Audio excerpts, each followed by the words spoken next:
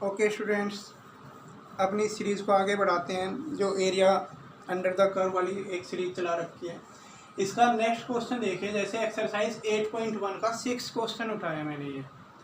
इससे पहले हम टाइप्स ऑफ जो ग्राफ हैं उनके बारे में डिस्कस किया था कि 3 वैरायटी के क्वेश्चन बन सकते हैं एरिया में। वो तीनों वैरायटी आप देख लेना पिछले वीडियो में जाकर। अभी देखो फिलहाल, area of region in first quadrant enclosed by x axis and the line ये एंड द सर्किल। मतलब इसमें एक तो आपको एक्स एक्सिस के बीच में, एक इस लाइन से और इस सर्किल से जो फर्स्ट क्वाड्रेंट में एरिया बाउंड होगा उस एरिया को कैलकुलेट करना है। तो सबसे पहले हम ये सर्किल बनाकर देखते हैं कि ये सर्किल कितना है, x square plus y square equal to 4। इस सर्किल की रेडियस 2 होगी और सेंटर 0 0 होगा। अब जो सर्किल जिसका सेंटर 0 0 और रेडियस 2 है वो आप आसानी से बना सकते हो। 0 0 सेंटर तो यहाँ पर होता है मिड में, ओरिजिन 2 रेडियस आप ये लेकर एक सर्किल ड्रॉ कर दोगे। ये 2 0 हो जाएगा, ये पॉइंट, ये 2 होगा, इधर होगा -2 0। हालांकि सिमेट्रिक सा नहीं बना पर मैनेज कर लेना, ऐसे ही इधर ज़्यादा हो गया इधर कम, बट कर लेना मैनेज, ठीक है। ये 2 0 हो जाएगा यहाँ पर, ये -2 0 होगा। अब सर्किल हो गया। उसके बाद आपको ये वाली दे रखी है line x equal to √3y। अब इसमें मिसकंसेप्शन समझिए। बच्चे क्या करते हैं, देखो जी x इक्वल टू कॉन्स्टेंट है, x इक्वल टू कॉन्स्टेंट है तो y एक्सिस के पैरेलल खींच देते हैं। ऐसा नहीं है भाई, x इक्वल टू √3y है, दोनों वेरिएबल हैं यहाँ पर। और जब दोनों वेरिएबल वाली लीनियर इक्वेशन हो, क्योंकि x और y की पावर 1 1 है, तो उसका ग्राफ बनाने के लिए टेबल बनाई जाती है। तो पहले आप इसकी टेबल जनरेट करेंगे। x की वैल्यू 0 तो y की वैल्यू भी 0। अगर y की वैल्यू 1 रखें, तो x की वैल्यू √3 आ जाएगी। अब हमें यहाँ से पॉइंट मिलेगा, एक तो 0 0 मिलेगा और एक √3, 1, 2 पॉइंट। 0 0 तो ये पॉइंट होगा ही, √3 2 से पहले ही रहेगा। बस ये आपको एग्जैक्ट मेजरमेंट की तो नहीं, लेकिन हाँ ये तो पता होना चाहिए कि √3 होगा कहाँ। √3 होता है 1.73, तो 2 से पहले ही होगा √3 और 1 कहीं ऊपर होगा। तो यहाँ कहीं पॉइंट मानकर आप एक लाइन ऐसे ड्रॉ कर दोगे। आपने एक लाइन यहाँ पर ड्रॉ कर दी। अब ये जो सर्किल आपने बनाया था, मैंने आपको बता रखा है कि तुरंत सर्किल के ऊपर या कोई भी आप कर्व बनाओ, जो भी कर्व आप बना रहे हो उसके ऊपर उसकी जो y की वैल्यू है वो लिख दो। अब ये सर्किल आपने बनाया था तो इसके लिए y की वैल्यू होगी √4 - x²। ये लाइन आपने बनाई है, इस लाइन के लिए y की वैल्यू होगी x/√3। अब इस कर्व के लिए y की वैल्यू x/√3, इस कर्व के लिए y की वैल्यू √4 - x²। 2 बन गए इन first quadrant and x axis ये है, ये लाइन है, ये सर्किल है। सर्किल, x एक्सिस और लाइन, इनसे जो फर्स्ट क्वाड्रेंट में रीजन बाउंड हुआ वो रीजन ये है। मैं आपको दिखा दूं, ये रीजन बाउंड हुआ है, ये रीजन। अब ये रीजन में सबसे पहले तो इस कर्व के नीचे बाउंड हुआ, उसके बाद सर्किल स्टार्ट हो गया। अब ध्यान देना, सेकंड वैरायटी जिसमें 2 इक्वेशन दे रखी हो कि एक कर्व खत्म होने के बाद दूसरा स्टार्ट होता हो। पिछले वीडियो में मैंने बताया था 2 टाइप की, 2 क्या एक्चुअली 3 टाइप के होते हैं। अब यहाँ पर इस कर्व के यहाँ से फिर दूसरा कर्व स्टार्ट हुआ, ये वाला हम y1 मान लेते हैं। y1 की वैल्यू x/√3 है और ये कर्व, इस कर्व के लिए y की वैल्यू इतनी है तो इसे हम y2 लेट कर लेते हैं। y2 की वैल्यू √4 - x²।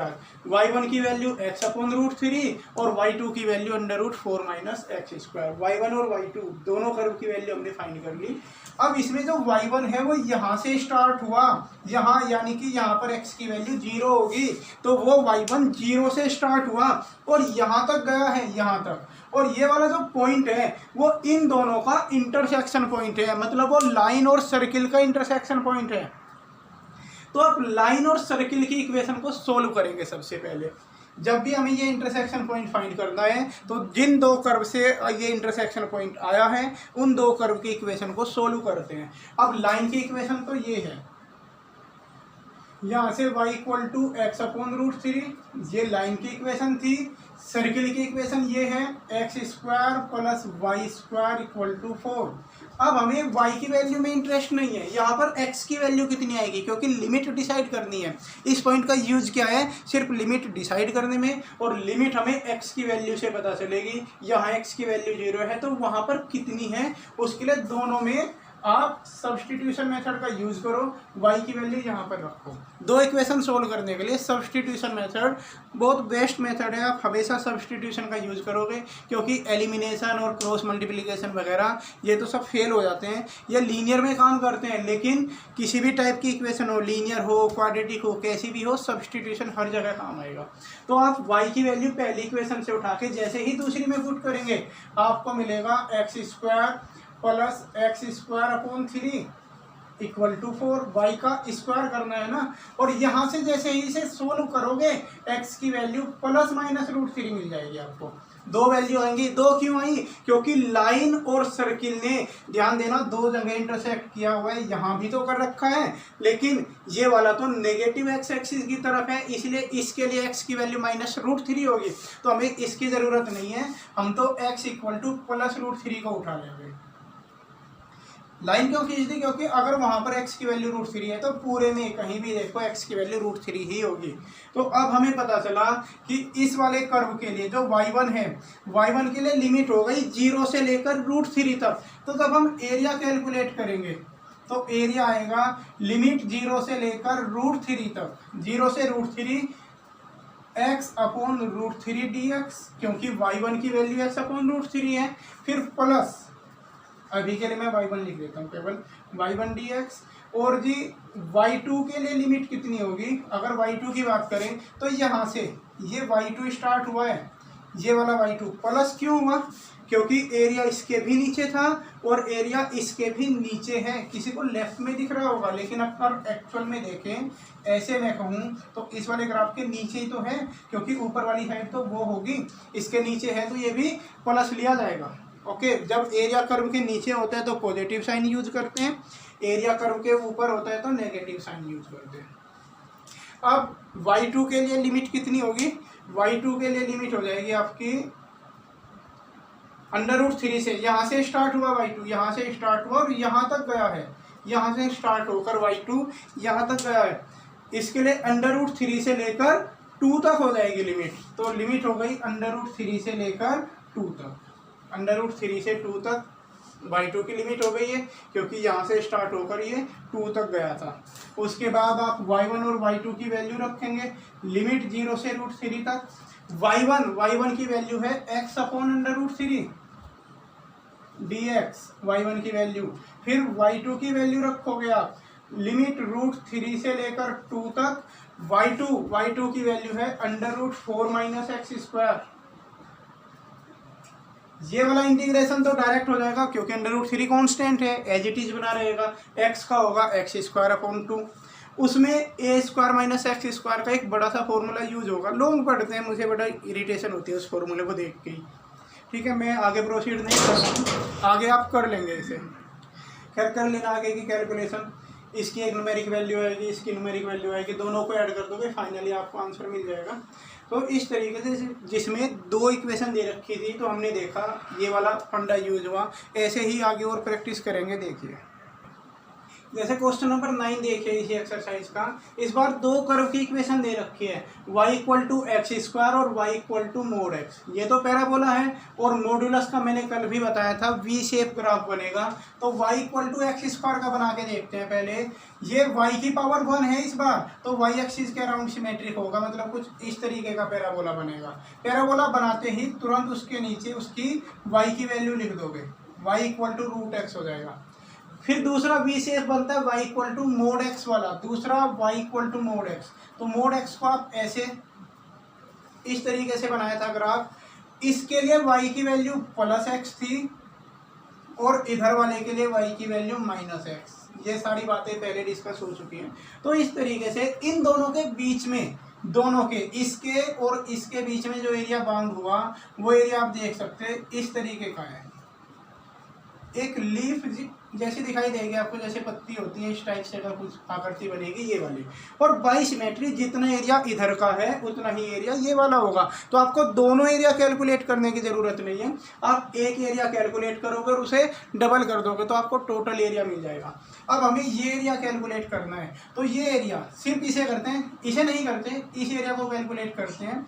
और इसे कैलकुलेट करने के लिए सबसे पहले पहचानते हैं कि यहाँ से स्टार्ट हुआ, यहाँ पर x की वैल्यू 0 है, यहाँ पर x की वैल्यू 0 और यहाँ तक गया है, यहाँ पर x की वैल्यू कितनी होगी उसके लिए इन दोनों इक्वेशन को सोल्व करना होगा आपको। तो हम दोनों इक्वेशन को सोल्व करेंगे, किन किन को, y equal to x square को और y इक्वल टू एक्स को। ध्यान देना y equal to mod x को नहीं, क्योंकि इसके लिए y की वैल्यू x है और उसके लिए माइनस x है। अगर आप y equal to mod x लोगे तो आप कंफ्यूज हो जाओगे।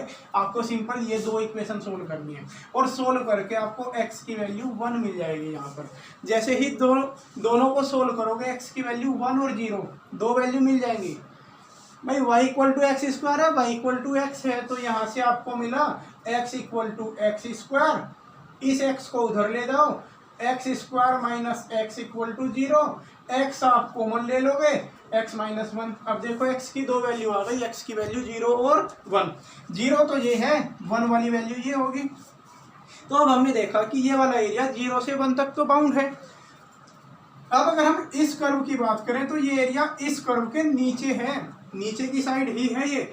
इस कर्व के लिए y की वैल्यू कितनी है, इस कर्व के लिए y की वैल्यू है x के बराबर और इस कर्व के लिए y की वैल्यू है √x। अब अगर हम इस कर्व को देखें तो एरिया इस कर्व के नीचे बना हुआ है, इस वाले के, मतलब y इक्वल टू एक्स वाले। इसे y1 मान लेता हूँ 1 मिनट के लिए, इसे y2। तो y1 के नीचे बना हुआ है और y2 के ऊपर है, तो y1 को पॉजिटिव लेंगे, y2 को नेगेटिव लेंगे। तो जब एरिया हम लिखेंगे तो एरिया आएगा लिमिट 0 से लेकर 1 तक, y1 की लिमिट 0 से स्टार्ट हुआ 1 तक गया y1 dx, और माइनस y2 की भी अगर बात करें तो 0 से लेकर 1 तक गया y2 भी, तो लिमिट 0 से 1 y2 dx। आप इनको एक साथ भी लिख सकते हैं कि लिमिट 0 से 1 y1 माइनस y2। और जो भी ये एरिया आएगा इसे 2 से मल्टीप्लाई करना मत भूलिएगा, क्योंकि इतना ही एरिया इधर भी है, डबल कर देंगे तभी तो टोटल एरिया आएगा। सिर्फ इतना रखेंगे तो ये वाला एरिया आएगा, आप डबल भी कर देंगे, बाहर 2 की मल्टीप्लाई कर देंगे तो टोटल एरिया मिल जाएगा। y1 और y2 की वैल्यू लिख देता हूँ, दोनों को एक ही इंटीग्रेशन के अंदर रख लो क्योंकि लिमिट सेम है दोनों की, 0 से 1 y1 यानी कि x माइनस y2 मतलब √x, और x माइनस √x का इंटीग्रेशन तो आप कर सकते हैं, इंटीग्रेशन करो, लिमिट पुट करो, फाइनल आंसर आपको मिल जाएगा। तो आप देख सकते हैं कुछ भी ज़्यादा अलग कुछ यूज नहीं हुआ है, बिल्कुल फंडा वही है कि जिस कर्व के नीचे है एरिया उसे पॉजिटिव लो। लिमिट पता करने के लिए ये देखो वो एरिया कहाँ से स्टार्ट हुआ और कहाँ तक गया है। जहाँ से स्टार्ट हुआ वो लोअर लिमिट, जहाँ तक गया वो अपर लिमिट। हमेशा लोअर लिमिट कम, अपर लिमिट ज़्यादा रखोगे एरिया वाले क्वेश्चन में।